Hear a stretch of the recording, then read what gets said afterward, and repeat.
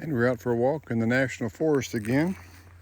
Here is the other area I mentioned earlier in the last video that would be a good place to park. There's a berm in the back, so you can't park too far, but there's a lot of solar possibilities and a big area for, looks like you can do a pull through here. And across the road is another gate that, of course, is locked.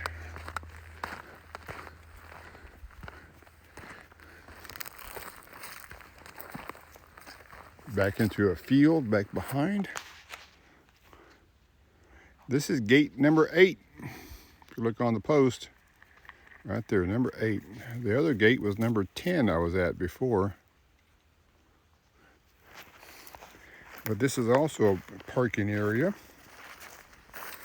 But being in front of a gate, you don't really want to block the access to hunters or somebody else. But as you can tell, no one has been through here, driving through here in generations. So yeah, we'll continue on. I want to talk a little bit about how not to get scammed and some security on the road, because this gate is a pretty good symbol. Road closed, don't cross, secure area. So we'll get on to that in just a few minutes. And we are back from another dog walk, and yes, another full bag of trash. But I found one in here that was really, I have never seen one.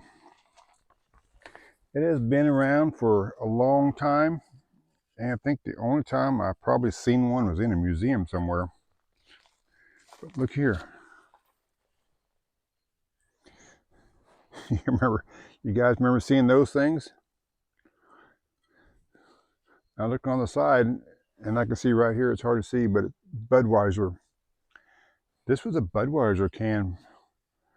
Goodness gracious, probably from, I don't know, 50, 60 years ago. Probably from the 60s, I'm thinking. Look at that. In decent shape. I mean, it's not rusted out. It's in one piece. It's solid. I can't even squeeze it. And it's got a little bit of the label. I might just keep that one for a memento. I don't know what I'll do with it, but anyway. But yeah. Once again, let's see if we can get a little closer here. There it is. See the B? The red label. That's Budweiser, sure enough. Wow. Antique beer can. Back on there, made out of tin, not aluminum. So that's been several years ago. All right, on with the video.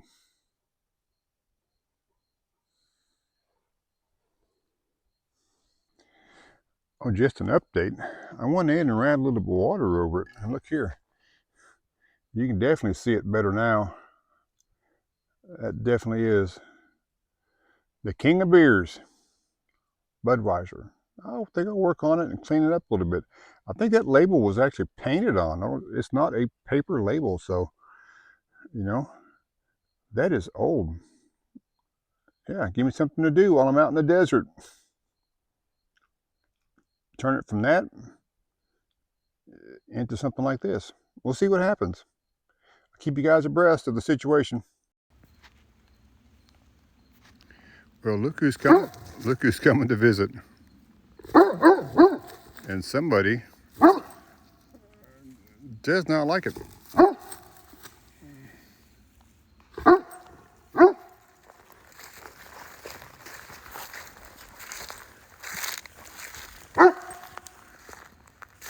Let's see if I can find it right over here. Armadillos, there he is, are not dangerous. They're little, I think their eyesight is not very good, so they love to dig. Look at that. There he goes. The last one I saw like 2 days ago when it came to visit would stand up on its back legs and sniff in the air. So, like I said, I don't think they have very good eyesight. That may be the reason why they're all get run over on the highway. And we're back from the wildlife adventure of the armadillo. Zen started barking right over here in front of the bus, and he was looking that way. So we heard the armadillo working its way through the grass or leaves and went to bark mode. But a little history on that Budweiser beer can. I did some Google and some research, and that beer can is older than 1963. 1963 is when they started making all aluminum cans. And in 1964, they came up with the pull tab can. So after that, you didn't have to use the can opener. They had the pull tabs on top. So this was an old one. This has been out, and I think it's a steel can. The more I look at it, it is solid, but I don't want to squeeze it too hard. But this can is over 61 years old. So I'm going to keep it in the bus and see what comes of it.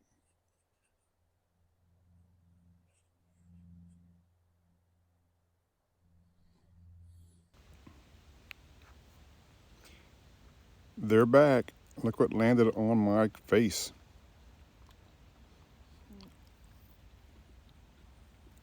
He does not want to move either. I'm going to have to move because he's going up my finger. Look at that. Look at that.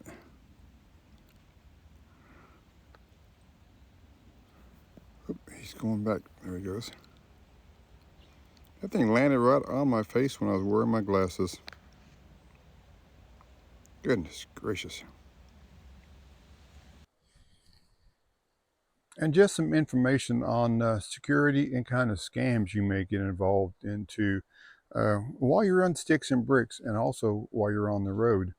You're not immune to it either direction. The best thing I've found to do is to be aware of your surroundings, at home and on the road, and also avoidance. And that's what I like to kind of, utilize, and not just in physical, aspects, but in electronic and digital. So you got to be aware and also avoid things. For instance, I've got at least 5 or 6 emails the last week that said that they're going to deactivate my Netflix account because they cannot process the payment on it. You know what I say to that? Please, please, please do it. I've been trying to deactivate Netflix for 3 months in the real world. Um, First time, I didn't realize I had almost $34 a month coming out of my check, my bank account each month for Netflix, which I haven't used in a year or two. I think there were 4 or 5 people on it, and I deleted it. I asked my son, nope, I don't use it. The other one said, nope, I don't use it. So I deleted it. And I went online to my Netflix account and I deleted my membership. And of course, it pops up, your membership will be deleted or not active upon your next billing cycle. Okay, that's how it works. And so what happens the next month? I get billed $7.49 or whatever because they put me back on a basic membership. So I go in and I delete it again. Same way. Your membership will be suspended or deleted at your next billing cycle. Third month, guess what? Yep, I'm back at the basic membership again. I don't even use Netflix. So this is what I'm saying. Be aware of your surroundings on the internet. Watch the emails you open up and don't reply to everything. And watch them, because there's probably millions and millions and millions of dollars being spent without people even knowing it, because it's automatic withdrawal out of their bank accounts for who knows, Amazon, Apple Play, and Netflix, and this and that and that and this and that. Everybody's got their hand in a few dollars, seem like, and if you don't find a way to get rid of it, it's going to just keep taken out of your account, which is more money for them. So, but yeah, that's my cybersecurity. So be careful. Even my Medicare man said a lot of people get phone calls and you know about Medicare, the Part G, D, E, A, K's, all the other letters, and they like to promote all the good things that people can save money on Medicare or insurance, and gets people excited, and then they want to sign up. They don't tell you what it doesn't cover. Another quick example of that is when I was in business a few years ago. um, I had of course, everybody and their dog comes around, contacts you about selling their greatest and latest, you know, technology, things to save money, all this, you know, garbage that goes along. I had a man approach that was with a credit card processing company. Of course, his big spiel was, "Oh, we can save you all this money because we won't charge a fee. You get charged like 2.5%, through Square, which what I was using." And he said, "We don't charge a fee, so you'll save all this money. You put that money in your pocket." He said, "Would you have time to meet with me?" And I said, "Sure, come back at a certain time." And he did. And he laid out, filleted open this book of stuff that, "Oh, you can save all this money. We have a 0% processing fee on your credit cards. We have this, we have that, we have this." All the good stuff that you really want to hear. Then he goes like, "Oh, now do you like all this? Is this good stuff? Let me get my supervisor on the phone and he can tell you more." Well, after that was over, I told the man, I said, "Let me think about it." I said, "Because I don't know, I don't want to rush into things. So let me think about it and call me tomorrow." Well, I think he came back in the next day. Yeah, he did come back in the next day. And he goes, "Well, what do you think? You ready to sign up for our program?" And I said, "No." I said, "Because I did some research online and other things." I said, "The free processing, you didn't mention anything about having to be under contract, having all this non-refundable deposits for your equipment, this and that, and that, and that. And I don't like being double teamed on sales, period, period." And he goes, "Oh, okay, I understand. Well, thank you for your business or your time." Once again, all the good stuff, and they don't want to put in the bad stuff. They want you to let you find out on your own. It would have cost thousands of dollars. I never would have saved a penny over processing fees from what I did. So it didn't change. So be careful, people. Again, when you're out there, be careful. And to deal with the security and the area around you, yeah, look where I'm at. Nowhere. This is the middle of nowhere. I'm on a dirt road that's 12 miles long, and for 8 hours, 3 cars have come by. So you have to, when you're out boondocking or RVing or being out just wherever, you got to be aware of your surroundings. And I like I said, be aware of it and then how to avoid issues or situations before they come up. Now, most places are safe. You won't have a problem. But, and then a lot of YouTubers will say, "Oh, I've got this protection. I've got this. I've got this. I can take care of myself. I got all these things. I got this." But the best thing I found out is just be aware of your surroundings. And if you don't like an area that you feel uncomfortable with, your vehicle, start it up, drive off. If you don't, go to someplace else. And, just be aware of your surroundings. I'll give you another example of that in just a second here. Let me switch the camera and we'll go someplace else here real fast. And here's something else that makes me more aware of my surroundings. Let me get around here. This little guy right here. Yeah, yep. This is my eyes and ears because my eyes and ears don't work as well as they used to. So I pay a lot of attention to this guy and, for keeping me abreast of what's going on anywhere I go because, he hears stuff a long, long way and see things a long way. I can guarantee this. If there's somebody comes up and wants to bother you, and if they open up a chip bag or a cookie bag a half mile away, he'll hear it. I can, I can guarantee that he'll hear it.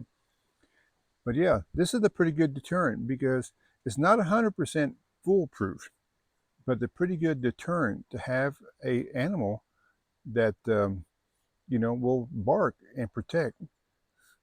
And even if they just bark, one of the biggest deterrents for people breaking into your house and etc. Barking dogs. Yeah, that's one of the biggest things that I've read is as soon as they hear a barking dog, they're going to take off running because you know what happens next. It's that from your shotgun putting a shell in the chamber. But that's another security thing that you can do. He doesn't do much good for cybersecurity, but I'm working on it. I'm trying to train them. We're trying to make them cyber smart. Anyway, let's get on with the video for some more of what's going on. Here's just something just aware of just a few days ago. So if nothing happened of it, but it's just kind of like it makes you uneasy feeling. For instance, right now, just put the situation in. The bus is only about 20 feet behind the camera. I'm on the edge of the road, which is not very far. But I was at the lake. You've seen in my other videos. And it's a pretty big parking lot. And I was the only one at the lake. I always park way over to the side, off of the parking area, by the rocks, away from the main street traffic, so nobody will, I won't bother anybody. I'm a 39-foot bus, so I take up a lot of space. So I parked way over there. We were just sitting there, and it was a pretty windy day that day. Wind was blowing pretty good. And just sitting there like I usually do by the bus, and the dog was laying outside, and this pickup came roaring in across the parking lot in a cloud of dust.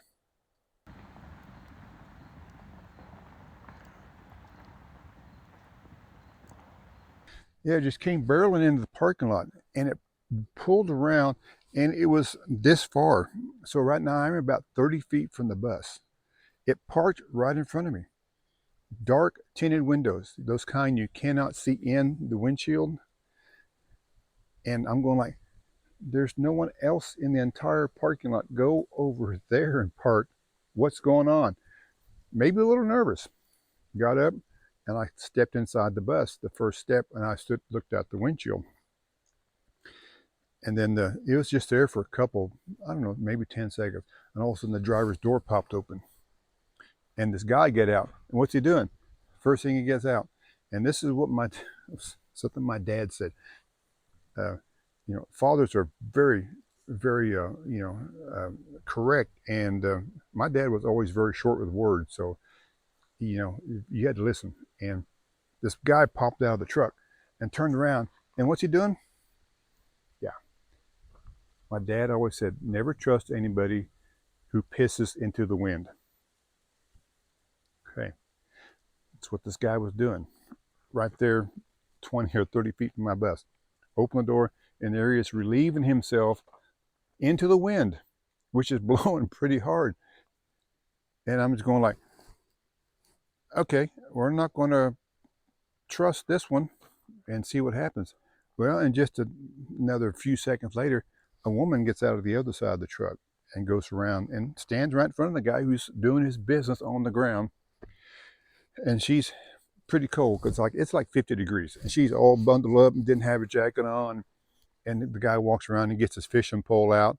So okay, well, maybe they're going to be fishing. And then they have a couple words, and then they get back in the truck, and then they leave. I think what I was thinking, she was probably saying, I'm too cold, move. So they actually went down about 30 feet and stopped again and just sat there, never got out of the truck, and just sat there for probably 2 or 3 minutes. And then they drove off. So one of those situations, I felt uncomfortable by having this vehicle pull up right in front of your vehicle in an entire empty parking lot. Those are situations that I always like be aware of quickly, because usually if somebody does that, they're they're out there for a reason. And even when I'm here in the national forest, I'm like I mentioned, there's 12 miles of dirt road, 3 people drive by a day, no one out here. I put my solar panel that's on the ground back in the bus when I walk the dog. I just do that. Chances are no one's going to come by and pick it up or take it, but I don't want to be the local grab and go and somebody comes up here and takes it, because guess what? I'm the only one out here. I'm walking a mile down the road and they drive by and they go like, oh, that must be the guy and the dog with the bus that has their name and a dog picture on it. I know some of that's my own fault for advertising. So just a little deterrent, I lock the door, I put the panel inside, and then try to come back, because what I found out in life, you know, people will steal from you, they will harm you, they will end your life because they've got nothing else to do. Pretty much. They don't need a reason. And so it's just be aware of your surroundings and be ready to act and avoid, like I said, if you don't feel comfortable, drive off. You can't depend on the sheriff or the ranger or whatever, because there may be one in the entire county or corner of the whole state. So you got to be take things in your own hand. And if something did come up, you would have to take things in your own hand. And if somebody came by and stole something, like out of my front of my bus, I'm not chasing them. No, no way, because I'm in a 24,000-pound bus. I can't start it right off. I got to turn the key, let the glow plugs heat up, and then once it starts, I got to let the brake pressure build up, and then I can't go anywhere. So it takes me a couple minutes to get moving. So if they steal something, I'll just go buy a new one at point. But that's it on security. Just a small smidgen. Like I said, this whole life outside and life on the road and just life in general is just all a tip of an iceberg. There's so much that we have to go through and experience on our own. All the videos, all the stories don't cover everything. You have to just live it upon yourself, and then you have your own stories and videos to pass on to others that might have a little relief, a little glimpse of what goes on in the outside world or in your house or wherever. So I think we'll end the video here and get ready for another quiet evening. So thanks everybody for watching.